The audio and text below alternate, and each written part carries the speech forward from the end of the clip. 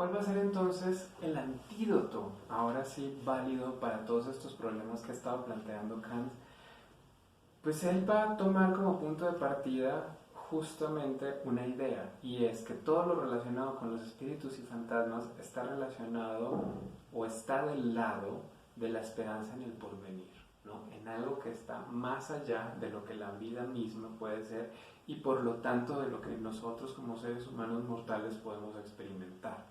Se trata entonces de un estado de ignorancia sobre lo que ocurre después de la muerte que no puede legitimar ni afirmar lo que ocurre ni negar los cuentos de los espíritus. Por eso les decía, Kant no nos va a decir lo que está diciendo Swedenborg es falso o es verdadero. Ese no es su problema. Precisamente porque no hay manera de afirmar acerca de esto que tiene que ver con un estado que va más allá de la vida y de lo que podemos experimentar, de eso no se puede decir que sea verdadero o falso. ¿Sí?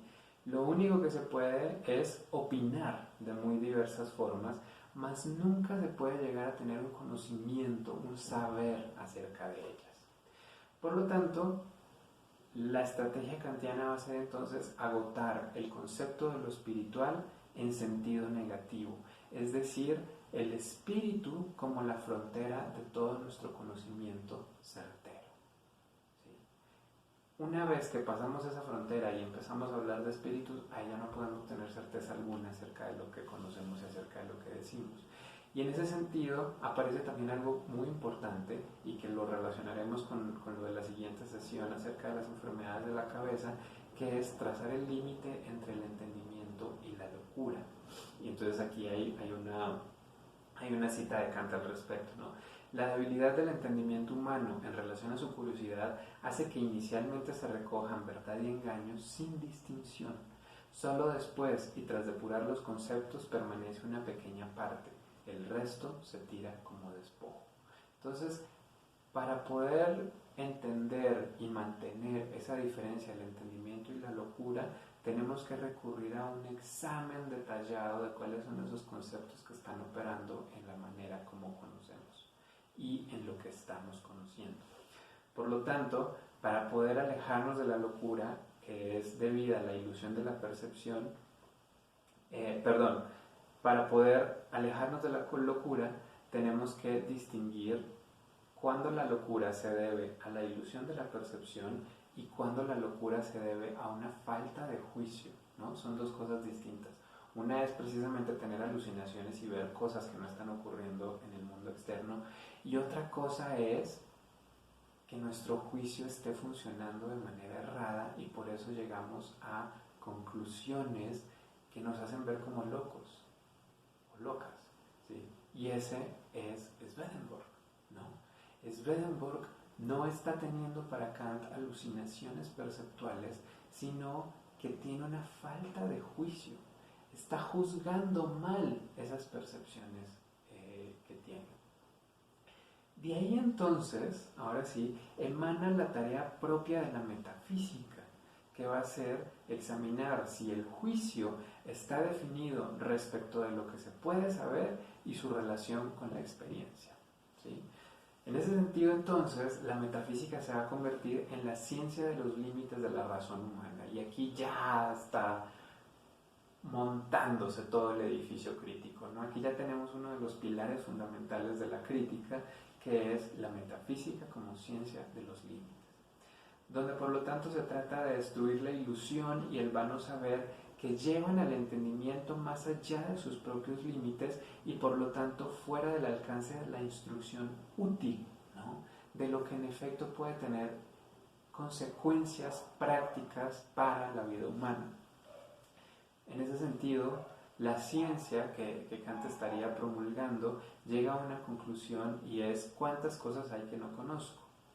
Pero por su parte, la sabiduría, que sería llevar esa ciencia hacia el pensar filosófico y por lo tanto hacia una reflexión superior, llega a la conclusión cuántas cosas hay que no necesito. Y a eso, ¿no? A esa sabiduría, como darse cuenta de lo que no necesitamos, es a lo que se tendría que aliar la metafísica. ¿Sí? La metafísica física tiene entonces que saber, tiene que conocer sus límites, tiene que conocer los límites del entendimiento humano y decir, vea, esto no solamente no lo puedo conocer, sino que no lo necesito. Y ese es el caso de todas estas disquisiciones espirituales de Swedenborg.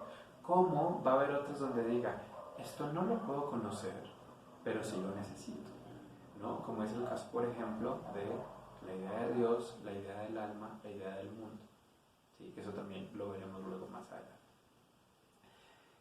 A partir de la experiencia, no se puede concluir entonces que el ser que me mueve y toma decisiones pueda pensarse de manera separada del cuerpo.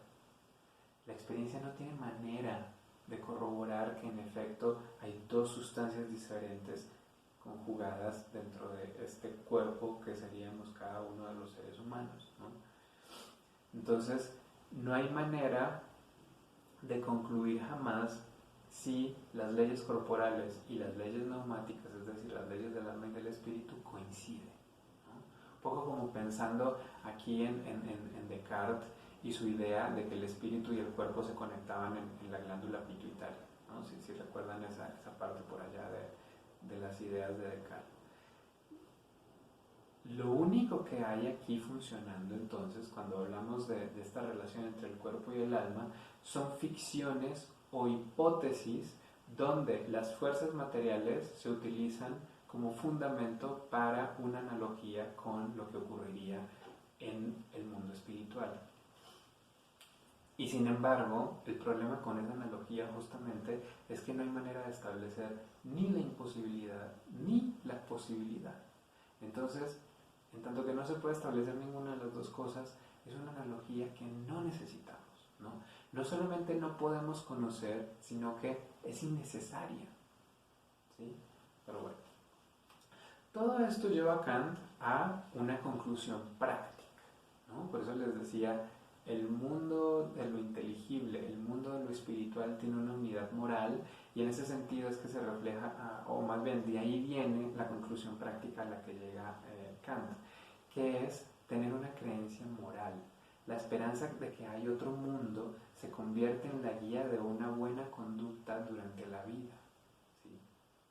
Entonces, no es pensar en que existe otro mundo y en que podemos establecer un comercio y una conversación con los seres de ese otro mundo, sino que la idea de que hay un mundo después de la muerte, ya sea el cielo o el infierno, sirven para mantener una buena conducta mientras estamos vivos o vivas. ¿Sí? El punto es ese, ¿no? Si recuerdan al principio, ¿qué efecto tiene la conclusión a la que llegamos? Entonces, para Kant es importante ahora sí pensar en efecto en la posibilidad de un mundo más allá de la vida, un mundo después de la muerte, pero solamente en tanto que esa idea tiene efectos sobre lo que está ocurriendo aquí y ahora, sobre lo que está ocurriendo mientras estamos vivos y podemos actuar como seres vivos. Entonces, con eso ya Kant cierra su discusión y su crítica a Swedenborg y entonces nos empieza a plantear ya este panorama donde en efecto la cuestión de la posibilidad o pertinencia de un mundo de los espíritus para la reflexión filosófica tiene que ver con un problema exclusivamente moral. Solamente ahí tiene sentido hablar del mundo de los espíritus.